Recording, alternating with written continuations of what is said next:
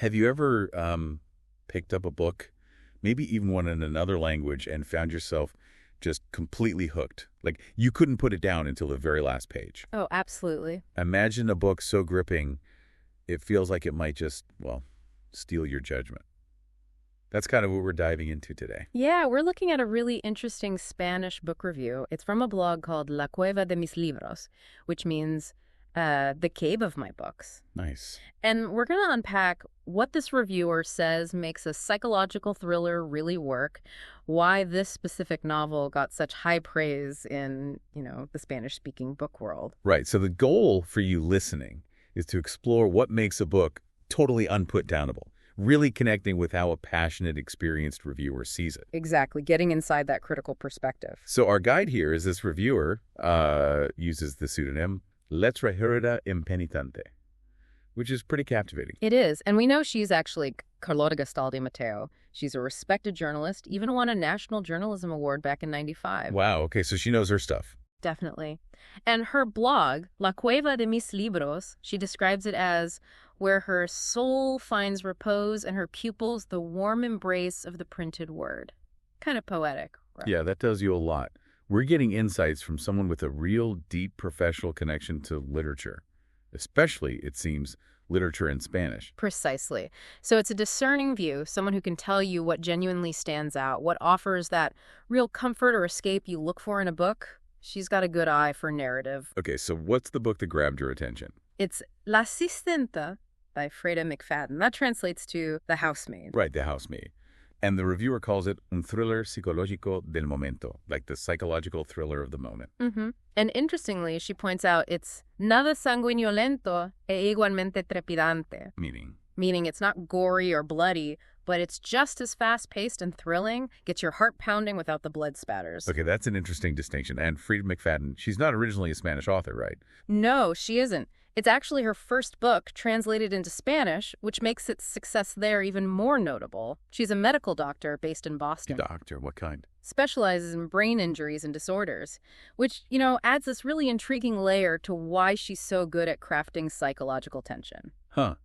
Yeah, you can see how that background might feed into writing about minds under pressure. Absolutely. And the fact that La Asistenta hit so well with Spanish genre fans suggests we'll probably see more of her work translated soon. And it's not just a standalone, is it? It's part of a series. That's right. It's the first book in a trilogy. The next ones are El secreto de la asistenta, The Housemaid's Secret, and La Asistenta te vigila, The Housemaid is Watching. So plenty more if you get hooked on the first one. Yeah. Okay, let's unpack why it's so gripping. The reviewer uses this phrase, una lectura que deja sin aliento. A breathtaking read. Yeah, and she also says, se lee de un tirón impetuoso. Which means, like, you read it all in one go. Exactly, like in one impulsive, unstoppable rush, you just can't help yourself. So what makes it like that? What does the reviewer point to? Is it the plot, the characters? Well, it's not just hype. She actually points to some very specific structural things, like really brief chapters. Okay, those always pull you forward. Just one more chapter. Right, and very simple language, too. It makes it incredibly easy to just fall into the story. Plus, she mentions muchísimo suspense, tons of suspense. So those are deliberate choices, common in modern thrillers maybe, to create that feeling where you just, as she puts it, no levantar los ojos del libro. You can't look away. Absolutely. It's crafted for that compulsive reading experience. She even says the book's division into 3 parts feels kind of irrelevant because you're just powering through it anyway. The structure becomes secondary to the pull of the story. Okay, this is where it gets really interesting for me. She says, the real merit isn't necessarily the plot itself. Right, not the basic A to B of the story. But the estado de tensión creciente al que nos somete la norteamericana, sirviéndose de sorprendentes giros. That's the state of growing tension the author puts us through, using surprising twists. Exactly, plot twists. Though, as the reviewer points out, it's not like they're new. She calls them los giros argumentales de toda la vida, the plot turns we've always had in stories. But McFadden does them really well, apparently. Exceptionally well. That's the key takeaway. The impact of these twists is what she focuses on. How does she describe that impact? It's quite vivid.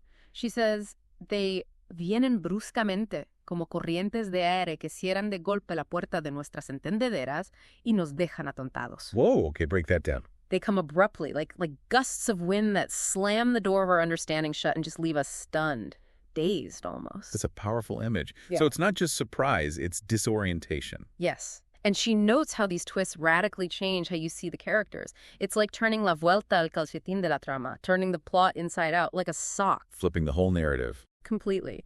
And she uses the word virtuosismo to describe how McFadden pulls this off. It's done with such skill that the reviewer suggests the novel va a robarle el juicio, además de muchas horas de sueño. It will steal your judgment and also, definitely, a lot of sleep hours. Huh. Okay, I'm sold on the twists. But what about the basic setup? If it's not the core plot, what is it? She says the argument, the plot is more sencillo. Very simple. It is. On the surface, it's about Millie, a young woman who's really desperate for work. She gets hired as a housemaid for the wealthy Winchester family. Pretty standard setup. Okay. Where does the trouble start? With the lady of the house, Nina, she starts showing un comportamiento muy chocante, really shocking behavior, and telling extrañas mentiras, strange lies. Things just feel off. And there's a child involved too, right? Yes, Nina's 9-year-old daughter, Cecilia. Her presence apparently just ramps up the feeling of vulnerability in the house. So if the premise is simple, how does McFadden create, as the reviewer puts it, suspense de alto voltaje con pocos detalles? High voltage suspense with few details. Ah, that's the craft, isn't it? It's about subtlety. The reviewer mentions these small, chilling elements. Like what? Like the house itself, this misteriosa vivienda, mysterious house that has a beautiful dressing room, a luxury car, but also a door that only opens from the outside. Ooh, okay. Yeah, that's creepy. A small detail, but loaded. Exactly. It's those kinds of details woven together with Nina's unpredictable behavior that build this intense atmosphere. The reviewer says within just a few pages, you, the reader, contagiamos del mismo miedo que los personajes. You get infected with the same fear the characters are feeling. Precisely. And the tension just grows a pasos agigantados by leaps and bounds. It doesn't let up. It's more about that psychological dread than big, overt actions, at least initially. Got it. So the bottom line from the reviewer, what's the final verdict? She calls it quite clearly un buen thriller, extraordinario para conseguir la evasión buscada. So a good thriller, and extraordinary for achieving that escapism we often look for in books. And it makes you want more. Definitely. She says it leaves the reader with a strong deseo de seguir con la segunda entrega de la trilogía, a real desire to pick up the second book. That makes sense. You see that reflected in the comments on her blog post too, right? Yeah, that's a nice touch. It shows the immediate impact on Spanish readers. There's a comment from someone named Mite Fester saying she's eager to read it. And the reviewer's response. It's a fun warning, actually. She replies, Ojo, el día que la empieces vas a abandonar todas tus obligaciones. Así es de absorbente. Meaning? Be careful. The day you start it, you're going to abandon all your obligations. That's how absorbing it is. Wow. That's quite the endorsement. Really highlights the power this book seems to have. It really does. Speaks volumes about its narrative grip. So, wrapping this up, what does this deep dive tell us? Looking at La Asistenta through this particular Spanish review, it really underlines the power of a well-made psychological thriller, doesn't it? Absolutely. One that, as the reviewer stressed, doesn't need gore. It uses pure tension, those killer twists, and this immersive atmosphere to just pull you out of your world. Yeah, it shows how an author's control over, language, structure, even tiny details can create something completely consuming for the reader. And think about this. When a book can be deglutada, literally devoured or swallowed in just 3 days, like the reviewer implies is possible. Right. And it's so absorbing it makes you potentially abandonar todas tus obligaciones, ditch everything else. What does that really say about how narrative can just captivate our mind, how it commands our time, even with all the other distractions we have? That's a great point. It makes you wonder, what is it specifically that makes you, the listener, dive so deep into a story?